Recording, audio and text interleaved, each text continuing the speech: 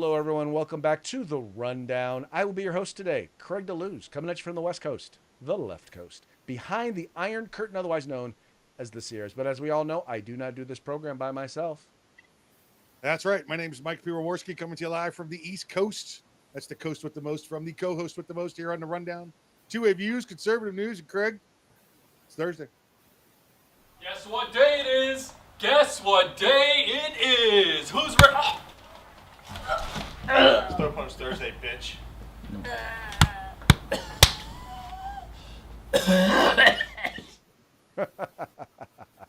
That's what you get for wearing Ranger panties in public. I'm sorry. There you go. Well, you make an excellent point there, Mike, and you seem to make it every single week, and it's no less relevant. Yeah. Anyway, fun stuff, folks. We're going to have a good time today. Now, today we're not going to necessarily be going over news stories, although we're going to be talking about something quite pertinent, and that is the, how shall we say, the magnification of California, starting with the office of governor. But before we get into that, we're going to start off the show the way we usually do, and that is going to be with a quick shout out to our sponsors. Yep, there we go. Hitman Industries, hitmanindustries.net. If you want yourself an AR barrel, get over there. They got OEM barrels, rifle caliber, pistol caliber, any length you desire. I think, Craig, they could even do some band state compliance stuff there. I don't know why they would, but they have them if you need them. California Republican Assembly fighting a good fight behind enemy lines. Now you can take part in California's future today. If you want the best in hog holsters, get on over to Hog Holsters, HAWG, holsters.com. They've got tactical excellence. They've got everything you need. If you want a little discount, just put in the discount code, The Rundown. That's all one word, no spaces, all caps. Get yourself a nice little discount. And if you want some field gear, tactical gear, web gear, law enforcement, security, fire, EMS, get your group together, get your agency together, get on over to uscombatgear.com where you can get everything except the gun. That's right, folks. These are our sponsors. They bring us to you so that we can bring you to them. Do us a favor. Do them a favor. Do yourself a favor. Visit their websites. It's real simple. All you got to do is follow the links in the description to this program. Go there, check them out, spend some money with them, and make sure you tell them it was the guys over at The Rundown that sent you. Also want to encourage you, if you're watching this program live, 3 p.m. Pacific, 6 p.m. Eastern, we are taking your questions. We are taking your comments live. I'll be looking. I'll be checking it out. If I find it to be interesting, we'll go ahead and we'll share it with the audience as well as with our guest. If we don't find it to be interesting, we won't. Now, you don't have to agree with us. You just have to be interesting. But do know that if you disagree with us, we do reserve the right to mock you. We will mock you. Yes, we will. And with that, I'm very honored to welcome to the program a gentleman who is hopefully going to lead the magnification of California. And I want to introduce him to you. He's a candidate for the governor of California. He is a Republican running for California.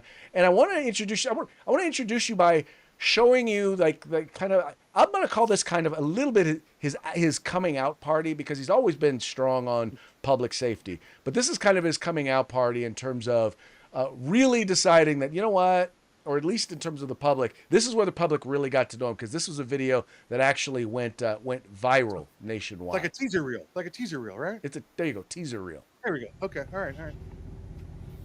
Hello, California. It's Riverside County Sheriff Chad Bianco.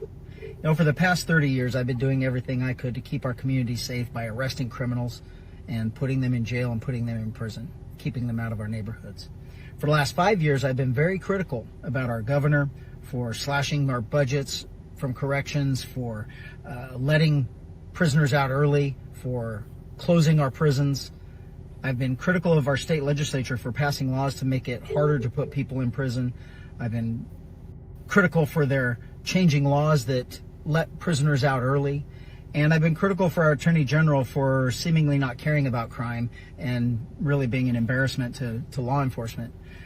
And this love affair that our governor and our state legislature have with criminals is based on the belief that criminals are not responsible for their own actions. They're a victim of society. And really, it's our fault. It's society's fault. It's business's fault. It's cops' fault. It might be my fault. Law enforcement, apparently, if you listen to our governor, is systemically racist. If you listen to our legislature, our laws are systemically racist. Our judicial system is systemically racist. All of these people that are being put in jail are because of law enforcement bias and DA bias and all of these things. And so they let them out. They give them food. They give them housing. They give them money. They give them drugs and alcohol now.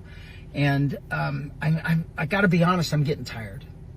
I'm getting tired. And I'm wondering if I'm having a change of heart and deciding that, you know what, maybe I've been wrong. And I think I'm going to change teams. I know it's going to make some of you angry. I know that you're going to be mad at me, but I'm going to change teams. I think they're onto something, but I don't think they're doing enough. I think that we need to go big. You know me, go big or go home. You're the biggest, you do the best, you're the best at everything, and you might as well do something right if you're going to do it. And I'm all in. And I hope that you're all with me. I hope that you all have this change of heart. You all feel that this is definitely the right thing to do, and you come alongside me in this venture. And I think it's time that instead of letting them out of jail and giving them alcohol and drugs and everything else, I think it's time we put a felon in the White House. Trump 2024, baby. There you go. And with that, I want to introduce to the program and welcome to the program, Sheriff Chad Bianco. How you doing, Don't get sir? that wrong. He earned that one. I'm doing great. I'm glad to be here, and I always get a kick out of watching that. So just real interesting note, because we were talking before the program came on. Now that I've watched the video after we talked about the context, I get it differently, right? It made it sound like you were switching parties, but that's not what you were saying at all, was it? Yeah, no. So what basically the premise is I've 32 years. I've done everything I could to keep public safety, to keep people safe. I've been fighting for public safety, chasing the bad guys, putting them in jail, keeping our community safe. And our Democrats in California have a love affair with Democrats, and they seem to be doing everything they can to let them out. And so basically I was saying, you know what, maybe they're right. Maybe the Democrats are right. And I've been doing this all wrong, and now I'm getting tired. I'm just over it. I'm frustrated. Maybe they are correct. I'm going to go ahead and join their team, and we might as well just go big or go home. If we're going to love felons, we might as well love all felons, and let's do the biggest thing we can for felons. Let's put one in the White House. That's great. That's great. I know after the Iran attacks happened, I saw one of the news clips that said Iran doesn't realize they're dealing with a man with 34 felony convictions. Yeah. Well, once again, and it just goes to show that they keep trying to pump up the whole idea that, well, he's a felon, but the reality is it was a political hit job. Oh, let me tell you, when I had to answer a lot of questions for this, and I will tell you, especially on social media with the libs that have just lost their minds, there was, from a law enforcement perspective, I know what it takes to get a conviction of someone. I know the amount of the investigation, the adherence to laws, the adherence to rules of evidence, what can get into court, what can not get into court, and the whole thing with jury, the instructions at the end. It is unbelievably difficult to get a conviction if you have a video of someone committing a murder. Convicting them of murder is still going to be very difficult.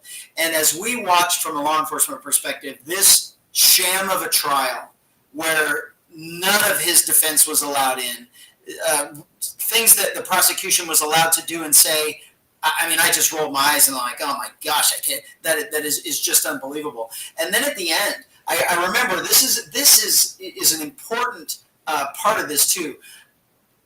Alan Dershowitz is probably one of the most respected, well-known, not only constitutional but defense attorneys in our country.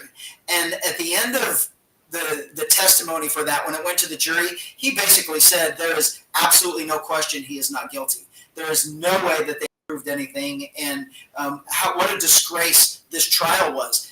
And he's a Democrat. And from my world, it was like, oh yeah. I watched everything about the trial, and there's no way they can convict him on anything. And then he gets convicted on every single thing, and it's like, wow, talk about a complete sham. It was at the opposite ends, but it was. We all know that OJ murdered his wife. and every single one of them just said, no, we're not going to convict him. He's not guilty. Well, this was the same way. We all know that he was not guilty of that crime, but they said, we don't care. We're going to convict him anyway. And it was very unfortunate. And that's really what sparked this video is California truly does. The governor, the attorney general, our legislators, the supermajority, they truly do have a love affair with criminals here. And it is very, very unhealthy. They do everything they can to let them out of jail early, to prevent them from being arrested, to prevent them from being prosecuted. It is absolutely bizarre here. But then when Trump was found guilty, all of a sudden, every single Democrat in California was touting that felon. He's a felon. You can't vote for a felon. And it's like, wait a minute, you guys love felons. And it was my trip home from work that day I was stuck behind a train, and I saw the social media feeds, particularly the governor, using felon. And that's what sparked this video. And it started as just a joke to my wife, and I sent it to her, and I said, hey, I posted this. And, of course, she freaks out. And then we had an argument. She's like, nobody's going to watch it. It's too long. And I'm like, yeah, people are going to watch it. She's like, no one's going to watch it. So she's like, post it. No one's going to watch it. So I posted it, and it completely blew up. So it was the whole thing about it is comical. Well, and Democrats in California, they kind of, how do I want to put that? You talk about the love affair. I mean, one of the things that you have been an advocate for law, not just for law enforcement, but for, enforcing the law. Do you see that as probably other than affordability, because I think affordability is right up there, but do you still see crime and public safety as a number one or number two issue for your campaign coming up in California? Yeah, it's number one, and it always has been number one for the last easy 10 years in every poll that they do. And interesting about that, just really quick, as we progress to the campaign, the fake polls that you see on a daily basis, they're now leaving public safety out. So they lead you down the path in these polls. They give you options to choose from, and public safety is no longer an option. So when they give the results, public safety doesn't even register as the top 3, the top 5, or even the top 10, because you don't get to pick between public safety. Because here in California, they absolutely know that the number one issue with Californians is we are completely unsafe here. And if you're completely unsafe here, who are you going to vote for other than a sheriff to be our governor? It makes perfect sense. So they're trying to eliminate that psychological influence over the public to say, man, I thought I care about public safety, but that's not even in the top 10. Maybe I need to care about these other things more. And they're trying to downplay how bad public safety is here in California. We're not going to let them do it, but we know that that's what we're going to combat. And the reality is that's what it is. The cost of living, of course, is number 2, and there's lots of things that go into that. The price of gas, the price of homes, groceries, everything in California is more expensive than anywhere in the country. But the bottom line is, as the governor, I can lower all those things. But if we're not safe going to the grocery store, do you care that milk got lowered 50 cents a gallon? I mean, you really don't. Do you care if gas got lowered $2 a gallon if you're afraid to go to the gas station after dark? You really don't. So public safety will be the number one priority in the election, but then we really have to transition into the big things too, which is housing, schools, gas, cost of living, all of that.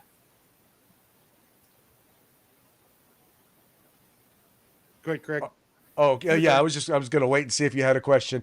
So to that point, Mike and I, every time we go to SHOT, one of the places we have to go when we're there is In-N-Out Burger, because in Florida, they don't have an In-N-Out Burger. And Mike, this might be a little hard on you to see, Mike, but this was a video that the sheriff did outside of an In-N-Out that, let's just say it didn't go so well for this In-N-Out. Hello, California. Riverside County Sheriff Chad Bianco. Today I am in the city of Oakland, and I am standing in front of what is or was truly one of California's most iconic businesses, In-N-Out Burger. In-N-Out Burger represents California. It's about achieving the California dream and not only doing everything that they could for their business and their family, but for their employees. Unfortunately, this location in Oakland is the only In-N-Out Burger that has ever been closed. And they were forced to close the business because rampant crime was affecting not only their customers, but their employees with shootings, robberies, stabbings, burglaries, cars getting stolen. And the business had to be closed for the safety of customers and employees. It is sad that this is where we are because of a failed political agenda of city leadership, of state leadership, of an agenda pushed by Governor Gavin Newsom and the people that go along with this. On the way into this location, we traveled through homeless camps, through graffiti-riddled roads and trash. We have to come to a place where public safety is number one. The state of California has to be safe.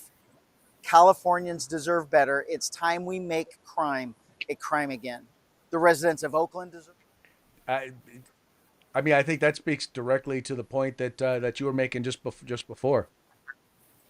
Yeah, it truly does. And it was sad. I hadn't been to that business before. We were actually on our way to the airport, and my wife and I, and we decided, thinking that we were there, it's like, hey, let's find that In-N-Out that closed. And so we went there, and I was actually shocked driving into that. I honestly, it's the videos you see and it's the pictures you see, or if you go there, the feeling was like we were in a third world country. It did not seem like America. It certainly didn't seem like my idea and my version of California. And it was, I felt embarrassed for the government, for the residents that live there. It was just a shame. Well, and now here in Sacramento, California, we actually have a higher number of homeless people than they do in the Bay Area, which is kind of sad. But yeah, Mike, I know that had to be hard watching an In-N-Out closed. Listen, it's tough to see, but that just means there's another one that Miss Lindsay Snyder is going to be bringing to the East Coast with her as she moves her and her family to Tennessee to get out of California. So that's my question to the sheriff is, Sheriff, listen, law enforcement, you got it down tight. There's no question in my mind you're going to make that a safer state on day one, the same way the president did on our border. What do you do to stop that flow of people leaving, not just the billionaires like Lindsay Snyder, but the middle class who's now finding themselves having to leave? They can't afford it. The billionaires leaving as well. And now every piece of tax that Newsom wants is coming from your lower class. How does anybody survive there? What do you do to change that on day one? You're absolutely right. And the big key is to emphasize, yes, that is our problem here, and then point out the absolute fact of who put us here. Technically, Democrats have been in charge of California, both houses, the Assembly and the Senate, since the 1950s. The only reprieve we've had is four Republican governors in that 50 years, and it's a shame. They can't blame anything on a Republican in California. It's 100% completely controlled. Supermajority. If they wanted to fix something today, they could fix it before 5 o'clock. It would be a piece of cake. So for me, I've been at the leadership of county government for the last 7 years. By the time you vote for me, it'll be 8 years. I absolutely know where everything is broken. I know the reasons that are causing housing to be so elevated here. I know why gas is so much money. I know why all of these things, the cost of living here is higher than any place in the country. And it's not because of businesses. It's not because of our local government. It's not because of the people here. It is 100% because of the regulation and the overregulation of state government. And the reality of the fix for that is all it takes is a stroke of a pen. The governor and the control the governor has over regulation can be written away with the stroke of a pen. And then I go back in and we make sure that the legislation fixes it, changes it legislatively to make sure that we never have to deal with this in California again. Stroke of a pen, I can take almost $2 a gallon off of a gallon of gas in California. Then when we remove all the restrictions, the regulations, we will actually drill for oil again instead of importing 80% of our oil. Here's a funny, comment statistic that you may not know. California, just in Kern County, the Central Valley, we have more oil than Texas. And yet we pay more per gallon than any place in the country, and we import 80% of our oil from other countries. We're making other countries rich off of the backs of Californians, and it's got to stop. We will drill for our own oil. We will have the cheapest gas in the country.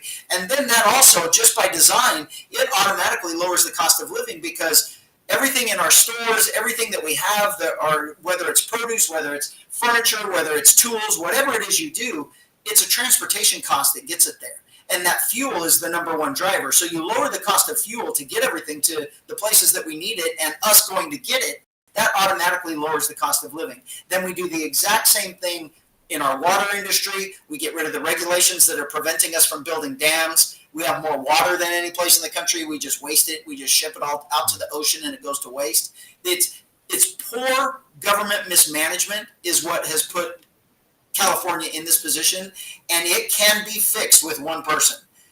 Of course, we're going to have better leadership in a governor that works with the legislature to work for all of Californians rather than special interests. But that's going to be easy. I'm in a blue county, and I have a 4-1 blue board, and we've got a great relationship. We work together for the betterment of the public, and we're just going to do the same thing on a grander scale.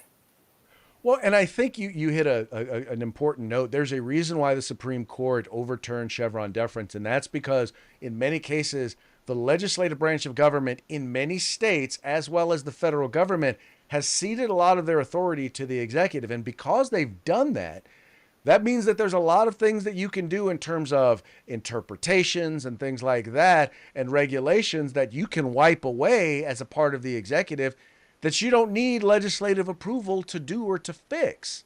And I think you're right. That is a big way in which you can impact a lot of things within the state of California.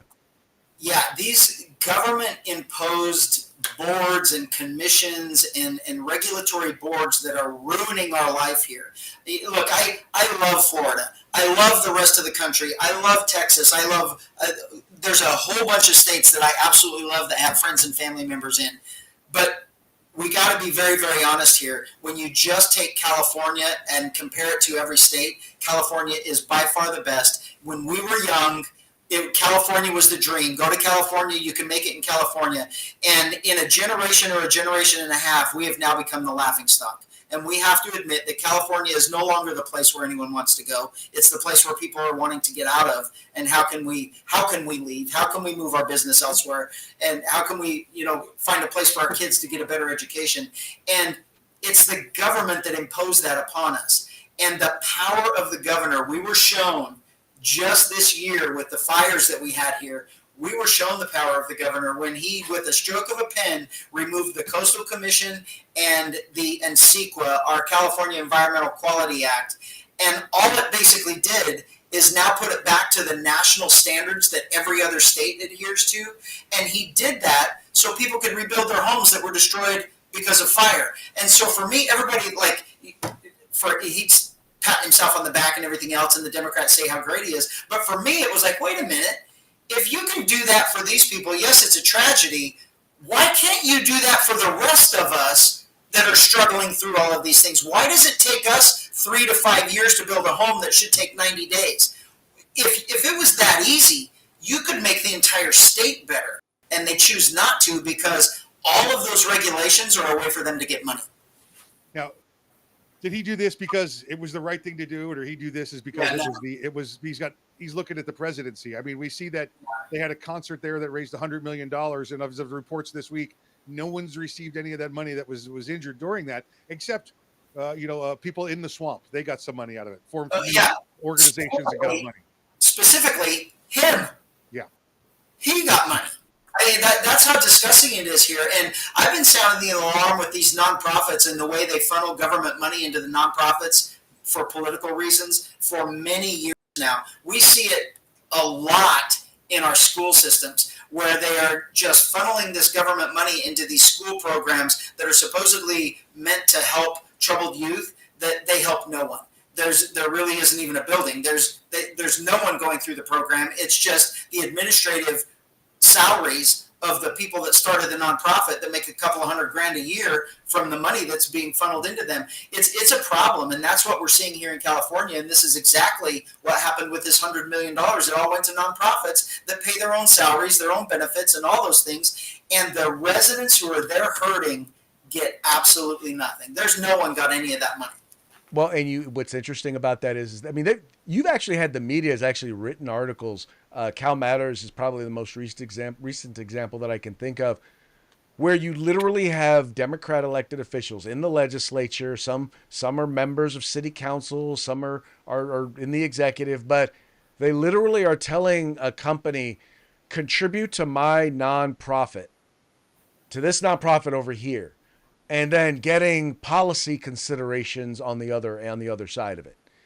Absolutely. It's political graft, plain and simple. Yeah, it is for sure. And in California, it is we truly are a perfect example for the rest of the country of how not to run your government, because we are in complete one party rule, and we have been for a long, long time, and everything is bad here. If one party rule and the Democrat agenda was so good, just show me one thing in California that you can say, look how great we are in this aspect. Well, You can't do it. We are at the bottom of every list you want to be on the top of, and at the top of every list that you want to be at the bottom of. And speaking of that, I'm a school board member, so a very, very big issue for me is education. And in the state of education, in California, we have dramatically increased how much money we're spending per student, and our student performance is still abysmally low, in particular compared to the rest of the country. What are your ideas on how we fix education in the state of California? Yeah, there are many places that have it right, or at least they're on the track of doing right. And I'm a big fan of not reinventing the wheel. I'm a big fan of taking what works in other places, what doesn't work in other places, and implement that here. I did that in public safety here. I've taken all of the best aspects of public safety. We've copied it, we've improved it, and all of the things that are bad in our own organization or what other people find bad, we absolutely remove, or we make sure we don't do. And what you find is you get the best of everything. And that's what I'll do with education. And I'll part of the example, which I've looked at, and I know Florida does a heck of a lot better than California does in schools. And I'll tell you, when you talk about the amount of money that we waste, the administrative level from the overall administration of schools, California is like 30 times more administrative personnel and buildings and cost than Florida. Why are we not? If we're going to, we have to spend money on education. That's government's job. We need to educate the next generation of responsible adults. But why are we bloating the administration of government? Half of California's budget in school goes above the principal level. How does that even make sense? That you've got teachers that are going to, to the store to buy paper and pencils for their kids because the school doesn't have the resources. It's an embarrassment, even though we're paying over $20,000 a student for per capita in California. And here's the whole thing. We know here that we're the worst in the country. And I got in trouble from a Democrat because I gave that speech, and a Democrat after my speech said that I was dishonest because we're 48th. And it's okay, come on. That was you're going to tell me that I'm being dishonest, but the bottom line is we're last in the country. And we know that private education here is far better than the public school. Charter schools are far better. The results are so much better. Homeschooling now, the results from homeschooling are astronomically better than the public school system at a fraction of the cost. We've got to eliminate the bloat. We've got to eliminate the waste. We will have a process in California where you can have a voucher system to choose where your kids want to go to school, whether it's private, whether it's public, different public schools, different places, whether it's homeschool. You will get the same that everybody else. That's what the state responsibility is educating our kids. And we are not only going to make it cheaper, it's going to, if those public education systems, those individual schools want kids in their school, they better start educating them better. They better start providing a better place for athletics or for band or for theater, or whatever the case may be. You better get those students, draw them into your class like it's supposed to be, like competition. That's what competition does, is it drives people to the best place. So strive to be the best instead of striving to be mediocre and just being okay with wasting all your money and failing a bunch of kids. Our school system is broke. And then here's a big thing, especially California. We need to educate our kids, not indoctrinate them. It's a place to educate them on the history of politics, not indoctrinate them into the political beliefs that you want them to believe. And there will never, with me as your governor, there will never be boys in girls' locker rooms. There will never be boys participating in girls' sports. Adults are going to take over the conversation in these discussions, and we're going to make adult decisions instead of insane ones. Well, that'd be a big change for California. Yeah, that'll be a drastic change. Talking about schools, Sheriff, how do we protect the schools? How do we protect them from these criminals? Yeah, California has done a fantastic job, and I've noticed this in my travels of other states. We, at one point, had a very, very robust, because of school shootings, and just California does have more money. We are more wealthy than a lot of, we've got a bigger economy, so we just have more resources. But 20 years ago, 25 years ago, 30 years ago, when school shootings became on the rise, particularly starting in Colorado with that one, the effort to strengthen our schools was made in the law enforcement circle and the public sector here in California. And there was a point in the recent past where truly we all felt that our schools were very safe because almost every single school had a deputy or a police officer that was assigned to that school. And in the liberalization of California in the last 25 years, the decriminalization of everything and this belief that there's a school to prison pipeline and cops are the reason that kids commit crimes and end up in jail has forced schools, or just the direction of schools is to eliminate their SRO program. So there's no longer a cop and a deputy in every school. Some school districts are maintaining, but a lot of them have completely eliminated it. With me as the governor, we will make sure that our kids have the most absolute safe environment possible so they can concentrate on learning rather than worrying about whether or not somebody's going to come on campus and harm them. One issue I want to make sure to address, there was a recent study that was just done, and they were looking at, we were talking earlier about homelessness and about its ties to crime, but what the report talked about, nobody in the mainstream media is pointing to, is the fact that 60% of the increase in homelessness throughout the United States is actually undocumented immigrants or people who crossed the border during the Biden administration. 60% of the increase. Now we also know that over half of the homeless people are in California, which means immigration is a huge issue in California. And you did a video on that I wanted to make sure to share with the folks as well. Hello, California. Riverside County Sheriff Chad Bianco. I'm here to talk to you about a very controversial topic, immigration enforcement. I want to dispel some rumors, dispel some lies, and give a bit of hope for a safer and stronger California. Fact number one, it is against the law to enter this country illegally. Fact number two, the federal government has always enforced immigration laws, including the deportation of people who are here illegally. Fact number three, local law enforcement has never been involved in the line level, street level enforcement of immigration laws. The exception is inside or custodial situations in our jails and prisons. As you know, California is a sanctuary state. I am currently part of a lawsuit suing the state of California to eliminate our sanctuary state status because it does absolutely nothing to protect Californians, to protect our California residents, to protect our immigrant community.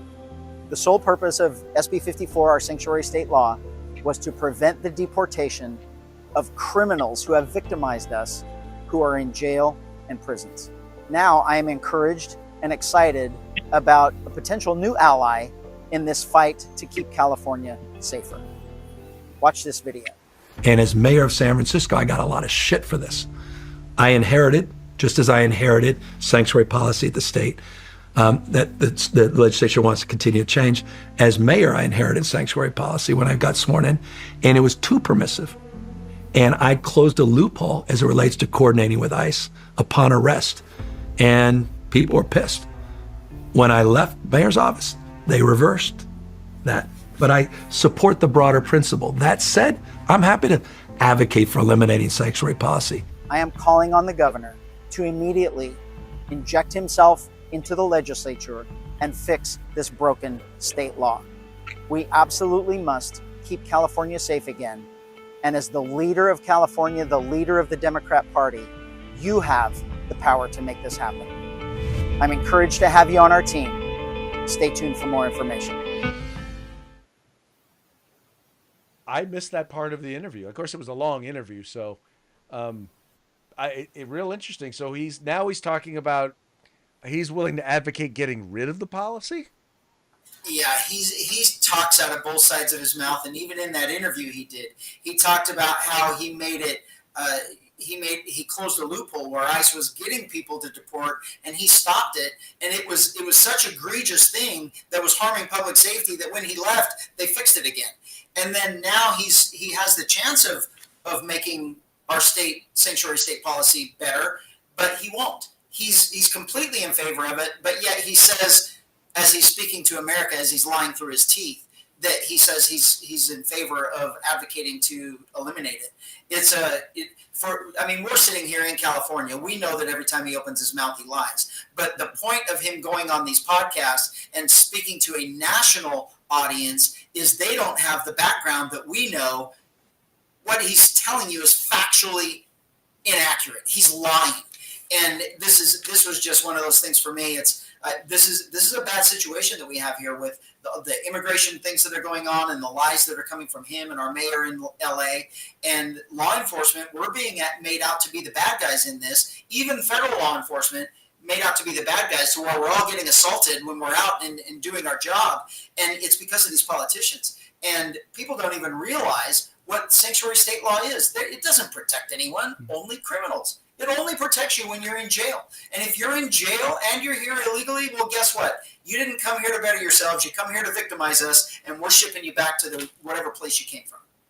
Well, Gavin Newsom is a master at giving very thoughtful, articulate, and detailed false answers to questions that no one asked. Yeah, absolutely. Absolutely. Anyway, hey, this time of the program, we have this thing that we do, and they're called parting shots. And so what we do as a part of parting shots is kind of make fun of the system and the folks that we're talking about at the time. So let me go ahead. I'm going to pull this up real quick, and let's see. Okay, parting shots are brought to you by our friends over at Hog Holsters. Just go to hogholsters.com. Make sure you use the discount code The Rundown, all caps, no spaces, one word, just like it is right up there, and you can get yours on discount. All right, all of our parting shots today are going to be coming from the Babylon Bee, fake news that you can trust, and they're all going to feature, well, our good friend, Mr. I prefer to call him Gavin Newsolini.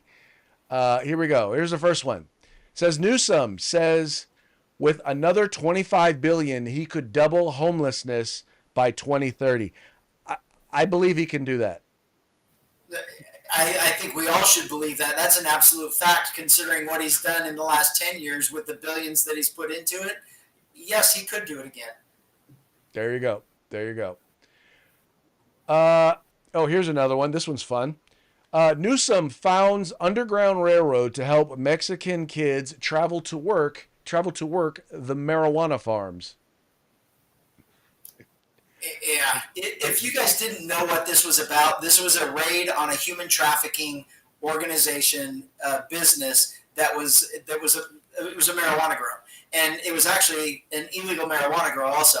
But the media here and the governor claimed that they're just raiding this farm and these poor workers, and look at these poor kids. Well, it was like, why are those kids there in the first place? And nobody asked, nobody cared, but we were there or law enforcement was there for a human trafficking investigation. Well, and the child molesters needed someone to keep them company, evidently. Craig, let me ask Sheriff a question on this before we get to the next one. Sheriff, around the country, I'm hearing people ask, why aren't we going after the people that are hiring the illegals? We've got E-Certify. We've got it's clearly on the books a crime to hire illegals. Why are when they doing these raids, we're not going after the employers?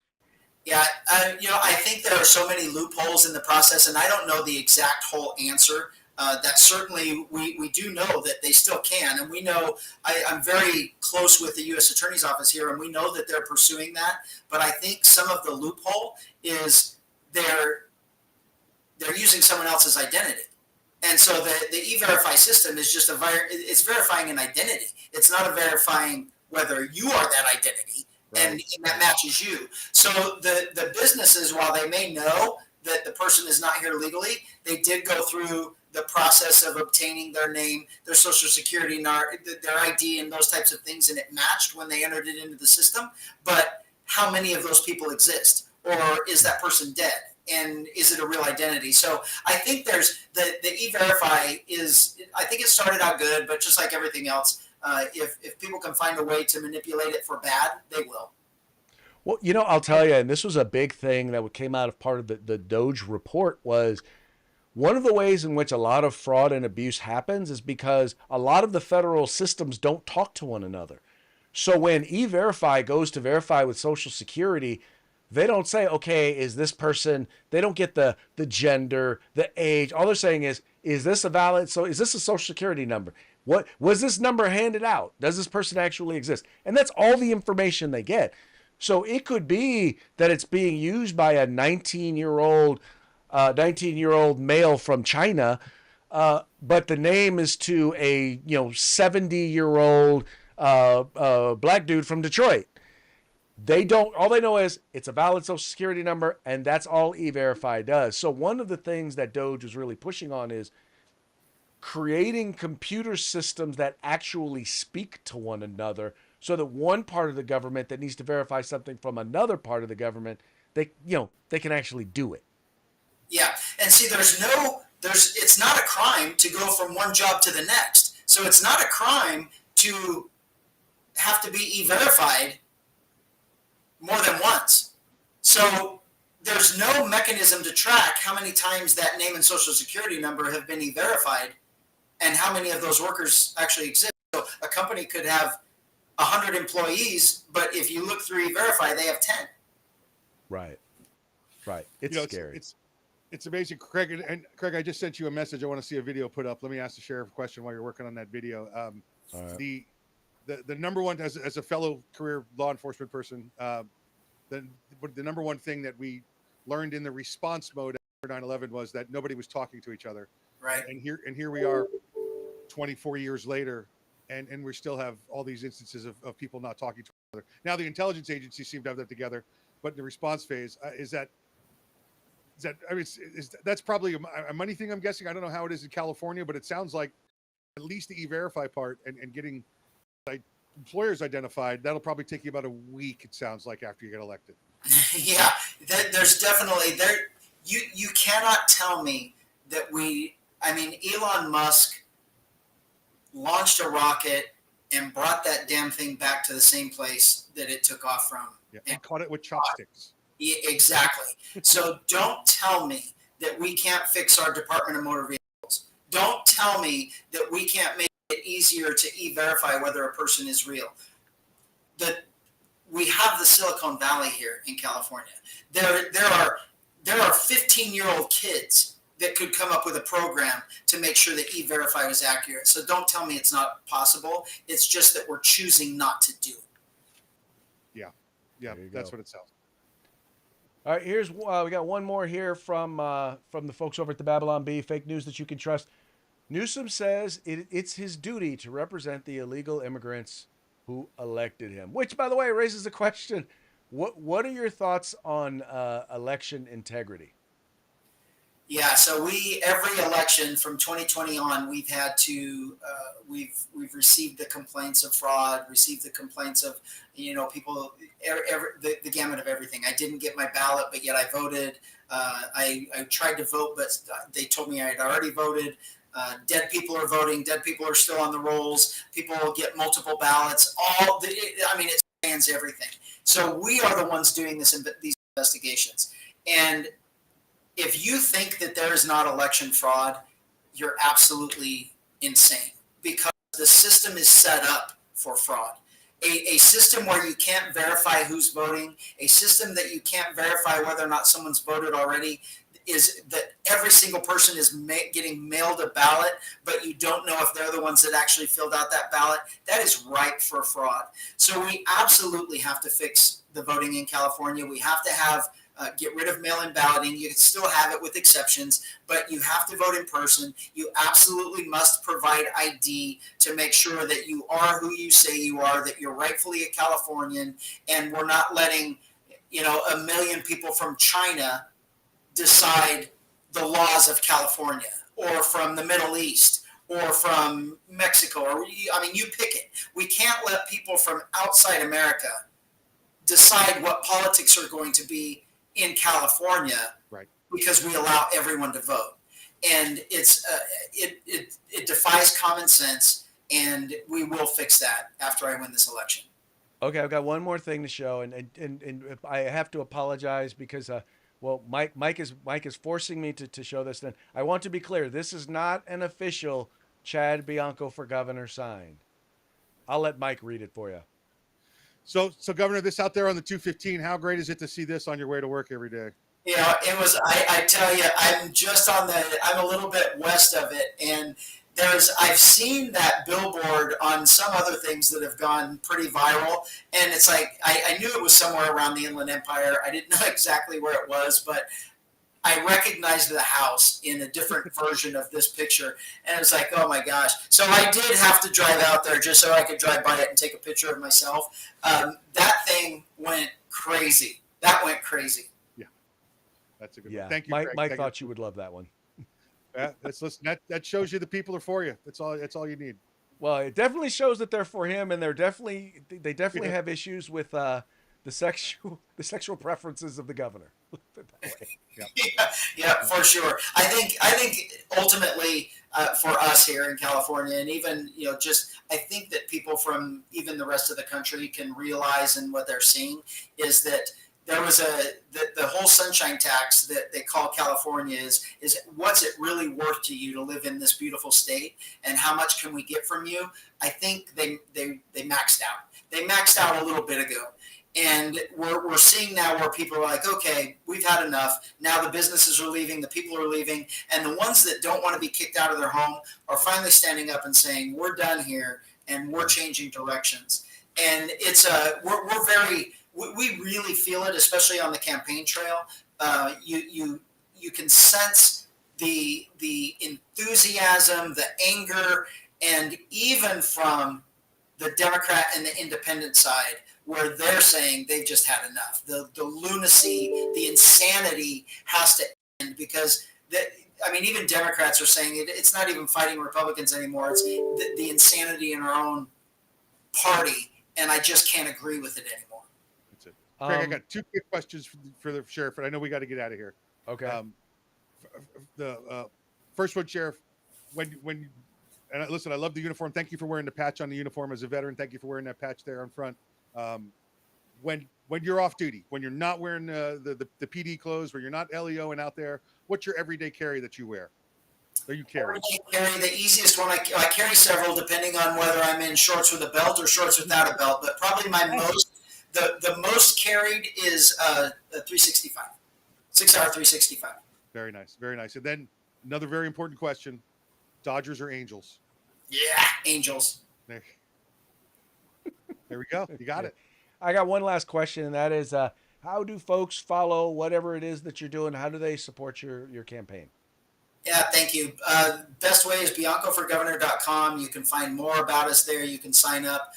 We've had well over 20,000 people sign up to volunteer for the campaign. We've got a good ground game going. You can sign up to get information from us. You can sign up to help. There's a donate link on the top there. It's going to take a lot of money in California to fight the Democrat machine. It can be done. We're going to need 8 million votes. If every single person that's going to vote donates just $5, we won't lose this election. We'll have plenty of money to get the information needed out to the voters so they know who exactly to support and who to vote for.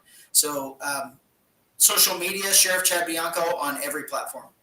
There you go. Well, Sheriff, thank you so much for giving us your time and sharing some of your vision for California with us. Hopefully we'll get a chance to have you back on the program as governor, maybe. Absolutely. We got to have a before and after. There you go. There you go. Ladies and gentlemen, Chad Bianco, Sheriff Chad Bianco, governor-elect for the state of California. Thank you, Sheriff. All right, folks. Well, that's going to be the end of today's program. But before we go, we got one last thing we got to do, and that's going to be a quick shout-out to our sponsors. Yeah, Hitman Industries, hitmanindustries.net. Go ahead and get yourself that AR barrel, rifle caliber, pistol caliber, whatever you need for your current AR platform. Rebarrel it or Starting a whole new one. Here you go. HitmanIndustries.net.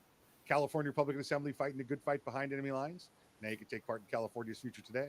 And again, if you want the best in field gear, tactical gear, web gear, law enforcement, fire, EMS, personal safety gear, get your agency together, get your group together, make a call at uscombatgear.com where you get everything except the gun. That's right, folks. Please take a moment to visit our sponsors by following the links in the description to this program. With that, we're going to go ahead and call it a day. We will be back tomorrow on Free for All Friday. So y'all have fun, stay safe, and we will see you mañana.